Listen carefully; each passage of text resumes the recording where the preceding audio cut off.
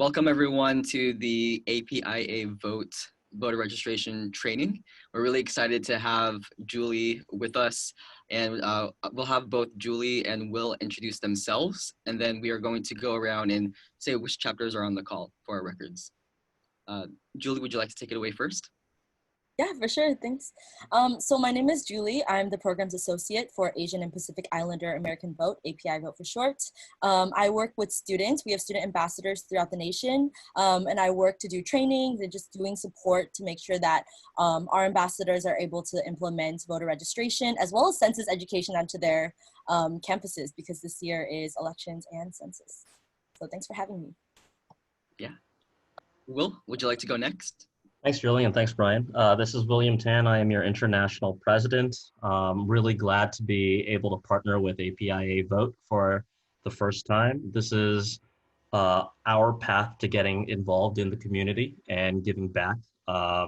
Voting is an extremely important right that a lot of us take for granted, and with everything going on in the world, we really need to take advantage of that. And we need to make our voice heard. So this is a great way to get our feet wet. Doing drives is something I think most of you guys are familiar with. So this will be building off some of that knowledge. And yeah, in case you guys are interested, this also counts towards your accreditation points. So, let's get gold status this year, guys. Great, thank you, Will. And for those joining us on the webinar, my name is Brian DeSono. I currently serve as the External Vice President on the Board of Directors for Lambda Epsilon.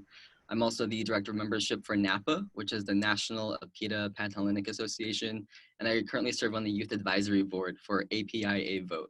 So I'm really excited that I get to merge a number of these communities together, and really excited to help bring these different resources to our chapter presidents. For those that are not joining us today, this is going to be a recorded webinar. So this is something that we also hope to share with our chapter leaders as they continue to host registration drives, not only in the spring, but also in the fall and for future election cycles to come. So the format for today's webinar, after our introductions that we're gonna go around and have the other students on the call do real quickly, we're gonna have Julie give our voter registration training. We're going to then open it up for questions for those on the call, and then conclude within the hour. So real briefly, if the current undergraduates can just briefly introduce yourself with your name and your university, that would be great. I guess my name is Victor. I'm currently, I'm from Chi chapter at University of Illinois Urbana-Champaign. My name's Casey. I'm from the Alpha Phi chapter at the University of Kansas. Great. I'm John. I'm from the Alpha Phi chapter at University of Oklahoma. Awesome. I'm Paul. I'm from the University of Nebraska-Lincoln. Hey, Paul.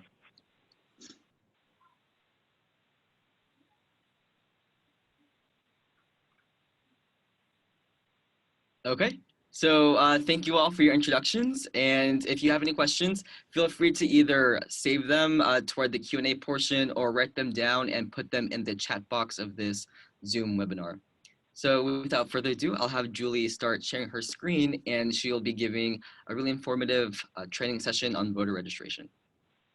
Thanks, Brian. Let me try to share my screen real quick, and then you guys can tell me if you see it or not. Give me 1 second. All right, can you all see that? Oops. Yes. Okay, awesome. So thank you so much for jumping onto this webinar. This is just a really quick overview of voter registration 101. From my understanding, you all will be doing online voter registration for your chapters. So that's all I included in this webinar.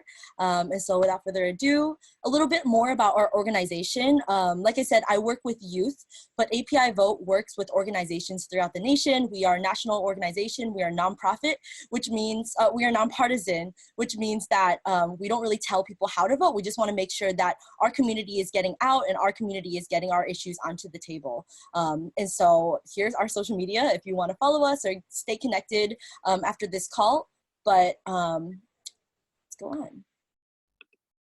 So before I start with kind of the heavy logistics, I just want to do a really quick refresher on why we're doing this work, and specifically highlighting where we are right now, like as API students. And so let's take a look at data. I know like data is not the most exciting thing to look at, but the results are actually really exciting. From the NSOLVE data, the National Study of Learning, Voting, and Engagements, we can see that from 2014 to 2018, Asian American student turnout tripled. So in 2014, like 2014 midterm elections, 8.5% of eligible API or Asian American students actually showed up at the polls, and 11.2% of eligible Native Hawaiian, Asian, and Pacific Islanders showed up to the polls. In 2018, that number tripled for Asian Americans and doubled for Native Hawaiian, Asian, Pacific Islander students. So that shows that there's a lot of momentum building within our communities, and we definitely want to do the work to keep it going, especially because it's 2020 and it's an election, a presidential election year. And this slide just shows kind of where we stand in regards to like the bigger picture. And so this is out of all the students that are eligible to vote, and out of all the students that actually showed up to the polls, this is the vote share that we hold. So the blue color is Asian students, and the turquoise color is Native Hawaiian, Asian, Pacific Islander students. And so even though our numbers surged between 2014 and 2018, you can see that our vote share is actually pretty low compared to our peers. So we definitely want to, there's a lot of work to be done. There's a lot of room to grow. And once again, you all are jumping onto this initiative and doing this work to ensure that our community comes out strong for the 2020 elections and beyond. Okay, so basics of voter registration. Who can vote? The baseline eligibility is you have to be a US citizen and you have to be at least 18 years old on the day of the election. There can be complications. State by state, it's very depending on state laws. Sometimes if you have a felony on your record, then you might be barred for voting either for a certain amount of time or just you're barred from voting, which is very unfortunate. But this is definitely something for you all to read up state by state, because I know we have a very widespread range of chapters coming from different areas throughout the nation. So 4 logistical reasons to register to vote. There's many reasons to register to vote, but these are just 4 logistical reasons. 1, you've never registered before, so you're not registered. That's why you should register to vote. But the 3 other reasons, like if you moved, especially for college students, I know when I was in college, I moved like 4 times in 4 years. If you move off the dorms, if you move into a different apartment, even if it's within the same zip code, you want to update your voter registration so everything is the most up-to-date it can be. If you change your name, like if you if someone got married or whatever the case might be, once again, you want to re-register yourself. You want to update your voter registration just to make sure that everything is as exact as it can be. And then once again, changing political parties. If you decide that you would like to commit to a different political party than you are with right now, you want to do that, because this is another conversation in of itself, but we are right now in primary and caucus season, and depending on the state, once again, if it's an open primary, maybe you're able to kind of vote in whichever election you choose to, but if it's closed, like only Democrats can vote in the Democrat primary and vice versa, right? Like if it's closed. And so you want to make sure that your political party affiliation is the most up-to-date that it can be. And I wanted to add a little note at the bottom. This is like kind of a logistical reason to vote or to register to vote, or at least check your voter registration, because in some key states such as Wisconsin, Georgia, and Ohio, they're actively purging voters from the rolls. What they call it is like cleaning up the rosters to like get rid of folks who might have like passed away or just whatever the case might be. But while they're doing that, they actually purge a lot of people who are just on the rolls. So I know, for example, Ohio, I'm from Ohio. If you don't vote in 2 consecutive elections, then they'll wipe you off of the roll. So if you voted in 2016 presidential primaries, didn't vote in anything else, or sorry, presidential elections, didn't vote in anything else, and then 2020 you want to go show up at the polls, they're not going to tell you, but they might have wiped your name off of the rosters. So you definitely want to make sure that people are kind of checking to see whether or not they're registered to vote before so when you're registering people, you're like, hey, are you registered to vote? And let's say someone says yes. Well, you could say, well, have you checked lately just to make sure that you're registered still? Or have you moved? Have you changed addresses? These are just really good follow-up questions to keep in mind. when you're doing your voter registration. Because a lot of people are cop-outs. They're just like, yeah, I'm registered. I don't want to talk to you right now. But these are just good things to keep in mind to kind of like throw out. So main types of voter registration drives. So basically these are just going to be a series of ideas. I know the most, I guess, basic or the most popular way to register folks to vote is by tabling. But these are just some other ideas for you all if you want some alternatives. And so the first one is class wraps. What that is kind of establishing a conversation with a professor of like a class, probably your class, and asking to be able to go to the front of the class and do a pitch about voter registration in the beginning. And so generally we ask our students to do this with like Asian American studies classes, because I know that's probably the easiest one to establish a relationship with a professor. They're the ones who are most likely to agree to this. But I know there's like not that many of you on the call right now. Does anyone want to take a stab at which major has the least amount of people, the smallest voter turnout? There's like a specific major that is notorious for like not showing up to vote. Does anyone want to take a stab? I don't know what your guys' majors. I'm not trying to attack you guys, but I just want to know. Computer science. Political science. Did someone say political science? I'm sorry. Baker. I'm sorry, I didn't hear what either of you said. No, I said political science. You think political science majors don't come out to vote? I'm just kidding. I'm not attacking. The least. Is it I think they have STEM the majors? Did someone say STEM? Yeah, so actually it's STEM majors. Thank you all for participating and guessing. It's actually STEM majors that are notorious for not showing up to like the polls or not registering to vote. So I don't know if y'all are like STEM majors or your friends who are STEM majors or you're like buddy-buddy with one of your TAs or something. But if that's something that you can get a foot into, that would be a really great place to pitch. And just take like 3 minutes out of the class and be like, hey, are you all registered to vote? Because this election's coming up, you know, it's primary season. And just kind of either having voter registration forms to pass out to folks or having your laptop open at the end of class where people can just like come by, or having like a QR code of the Rock the Vote link, which Will and Brian have shared with you all. So that is class wraps. Oops. Tabling, like I said, trying to go where there's a lot of foot traffic. So I don't know, most schools have like a student union or like a multicultural center, places where people like to go get lunch, especially Asian people. I don't know if there's a place like that on your campus, but that's a really great place to set up a table and just like rely on the foot traffic there. Or I know some people, like when the Popeyes like craze was a big thing, the Popeye sandwich, there was someone who was able to register everyone in line for that. So they got over like 1,000 people registered just by going up to people in line where they can't leave and asking them if they're registered to vote. Door knocking. So you guys are probably not going to do this, but door knocking, just like what it sounds like, knocking on doors, asking people if they're registered to vote. Just once again, keep it nonpartisan, like with everything else that we're doing in this program. And then asking your friends and doing it at parties. So your like own personal networks are the most effective ones, right? Like if I asked a stranger, like, hey, are you registered to vote? They're probably like trying to get away from me because they don't know what this interaction is going to be like. But if I ask my best friend, like, hey, are you registered to vote? They're probably not going to just like run away from you. And so this is something that we presented at our ambassador summit. Or if you're going to actually do it at a party, let me know because I want to know how it goes. But make sure that they're sober and able to kind of provide the correct information to register them, get registered to vote. And then we have something called a pocket ask. So like keeping an ask in your pocket. So if you ask someone like, hey, are you registered to vote? And they say yes, always have a second ask ready because one, they're trying to cop out. Two, you know, like there's always something to check up on. And something that I mentioned earlier was like, hey, have you moved or changed your address recently? That could be a pocket ask.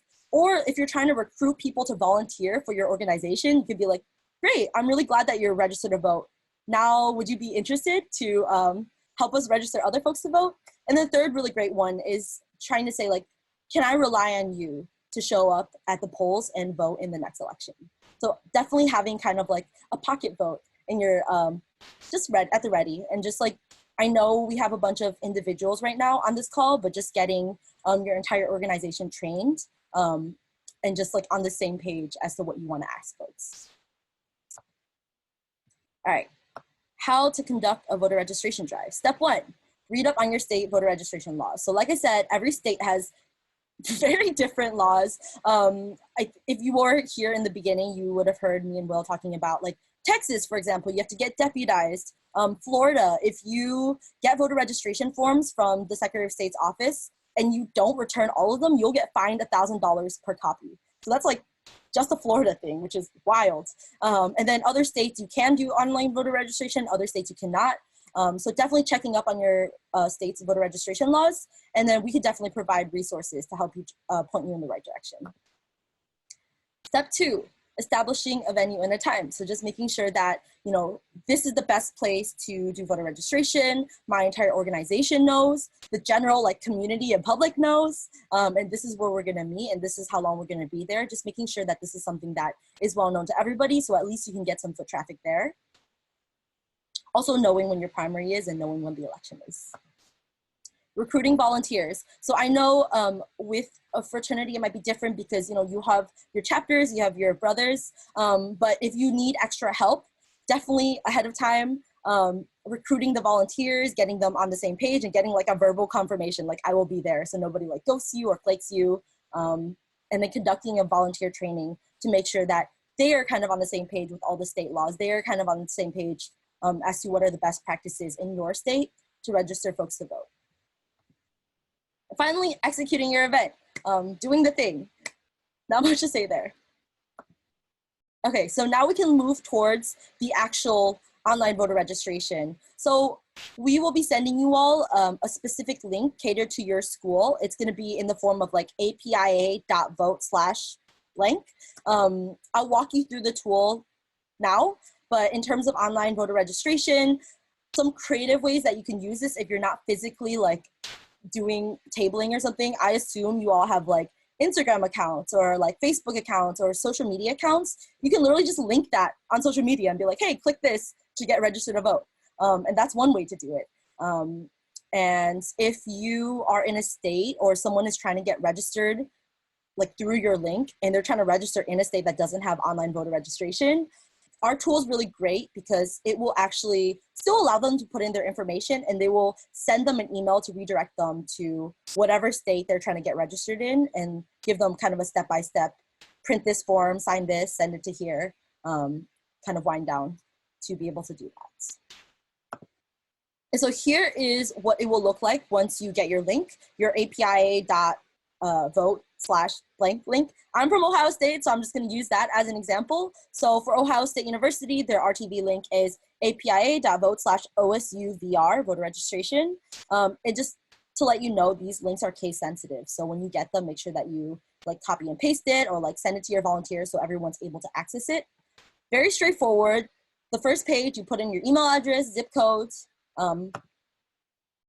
At the top of the page, if you look at this long AF link, at the very end, there is a tag. And that's for us to see on APIAVote side. We're able to kind of see like, oh, look, OSU registered these people, like University of Wisconsin, like they registered these people. So that's why it's really important for you all to have your own separate links. But just wanted to do some transparency so you know that. If you register through just like rockthevote.com/like voter registration, it'll do the same thing. Like this tool works in the same way, but we just won't be able to see on our end who you registered. And so this is kind of like, once I put in my information, next step, you get this page. What's your name? What's your title? I'm a US citizen, just for confirmation. And then at the very end of the page, there's gonna be these 2 questions. They're actually optional, but when you're doing your voter registration drives, if you wanna like kind of direct them to say like, oh, this is like Lambda Phi Epsilon, that would be really great because that way when I'm on the back end, I can deliver that data specifically towards your organization. I know some of these campuses, some of your campuses, we also have APIAVote ambassadors on campus. And so once again, it's not that big of a deal. Like the work is being done, but if you specifically want to see who you all registered, it'll be really great if they could fill that out and put in the name of your organization. So that was actually it. That was just a very like quick and dirty like guide to voter registration, online voter registration tool. I wanted to see if you all had any questions. Anyone have any questions for Julie? Feel free to also use a chat window of Zoom to ask her questions. In terms of like hosting a successful drive, I know that like earlier you mentioned tabling some people aren't the best, like they're not super sociable. So like, what kind of tips would you give for those people to like approach random strangers and try to like have these conversations with people? Yeah, like you're talking about like if the person doing the registering is like kind of shy or like not very. Yeah, no worries. I mean, I think approaching voter registration as like not just like these are targets of people I need to register, but kind of just starting like a conversation with them. I know I kind of got looped in because someone was like, "Hey, I really like your shirt," and I was like, "Oh, thanks." And then they like kind of hit me with that, "Hey, are you registered to vote?" So kind of just like finding ways to start conversations with people, not just like about voting, kind of just like complimenting them or asking them a question, or if you recognize them. I know on campus, API communities are really small. If you recognize them from an event, just kind of starting up some small talk and leading it there. It doesn't always have to be robotic, like, "Hey, are you registered to vote? Are you registered? Are you registered?" That would be like intimidating for like you as well as the other party. So hopefully that's helpful. Kind of going off of that, I guess like some people would just be like too busy going to classes or like getting where they have to be. Would you say that like you should tell people not to like approach everybody they see, or like just how would you approach that? Yeah, I think it depends on, that's a really good question. I think it depends on context. So my supervisor, when I was an ambassador, I was doing this work, she was like, "Hey, if you're really dedicated or like you really want to register these people, you can like walk with them." Like when they're walking, they're like, "Sorry, I got to watch a class." You're like, "Oh, that's fine. I'll walk with you. Are you registered to vote?" If that's too creepy, you could just like, you don't have to catch every single person, but definitely like getting out from behind the table is really, really helpful. Like if you're just sitting there and expecting folks to approach you, most people won't. But if you're kind of walking around, like engaging the space, especially if, do y'all have like, and this is a question for everyone, do y'all have like big events on campus, like galas or like cultural shows and things like that? Yeah. I'm just assuming so. For most people, yeah, those are a great place to register for folks to vote. So when you're like, it's during intermission or people are taking photos, kind of just approaching them just like on your phone or like asking them on their phone, like, "Hey, go to APIA.vote/blank and memorize your URL." And that's another great way to do it. So definitely kind of like, there's not a one size fits all kind of answer to this. It's definitely kind of like engaging the space that you're in and letting things go when it's not necessarily appropriate to, don't chase someone down all the way to their class. That's too much. Sorry, does that help? Yes, we have a annual crawfish boil in Florida, so I'm gonna actually try to do that there. Yeah, it's actually a good idea. And you said you're from Florida, right? Yes, I'm in the grad chapter. Oh, okay, got it. What's the campus? Well, I'm from Florida State, but our chapter consists of ages 23 to like 41. So. Okay, got it. Yeah. I'll have my contact information up later, and then I'm sure Brian and Will can pass it along as well. But just definitely wanted to get connected if you're in Florida, because like I said, they will like fine you or find ways to kind of like lay on some like monetary punishment if things go wrong, if you're not like deputized, you don't register your organization. We have, I think the undergrad chapter is registered because they're one of our ambassadors, but just want to make sure that you guys aren't getting in trouble for doing something that like doesn't specifically adhere to Florida. Perfect, that'll be great. For sure, thank you. So I have a question about like, so my school is a predominantly white institute. So in the case that there are like, Caucasians who do want to register to vote, would this still be something they can do? And like, I don't want to skew like data and stuff, but just want to make sure before like we see if anybody wants to register from that. Yeah, for sure. So that's a really good question. Disclaimer, we want to register everyone. The reason this program exists and the reason that, like, for example, these organizations exist to begin with, right, is to create a space for APIs. And so our main target is to register Asian Americans and Pacific Islanders. But if you're at a PWI, definitely just register everyone. Just like when you can, try to target APIs. But you don't say like, "No, I can't register you because not Asian." No, you don't have to do that. That's a good question.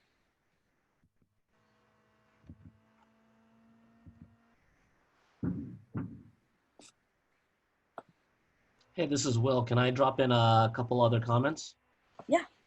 So I just wanted to share everybody. I put in a couple links in the chat, and this will be sent out in a follow-up email as well. But you'll see a Google Sheet. It has all of your links and also has what I call a resolution telling you what you should do by state. So as long as you're not in Canada or Texas, pretty much you're eligible to host a drive, or we'll have a local partner that we will link up with you within the next week. You can check that out over there. At the top of the form, there's also a link for state rules. If you go to nationalvoterregistrationday.org, you'll see that separate link I have below in the chat and in the Google Sheet. You can select the state that you're in, and it will tell you specifically if there are any rules that you need to be aware of or concerned about.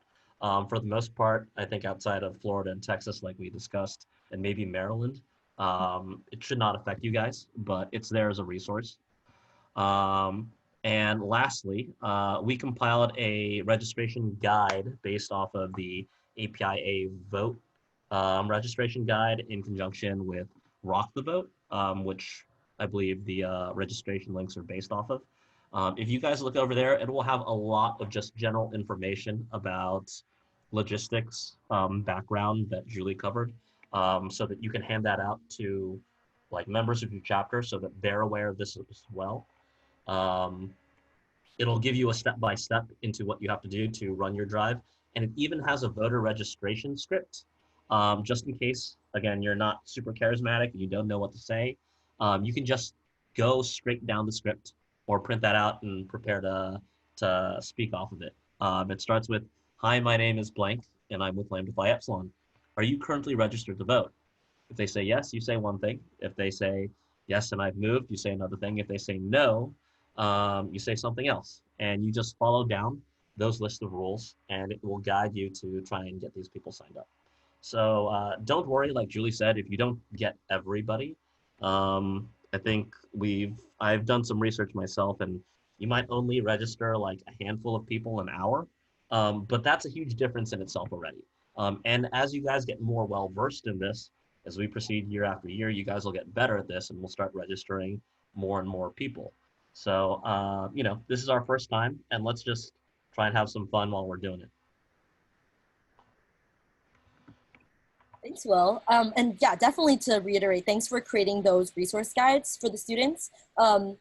Even if you're not in like Maryland or Florida or Texas or any one of those like wild states, definitely make sure you do your homework. And before you do anything, read up on your state, kind of what the laws are, in case people ask you as well. Just good for you to know. That's the first step to everything. Are there any additional questions for Julie?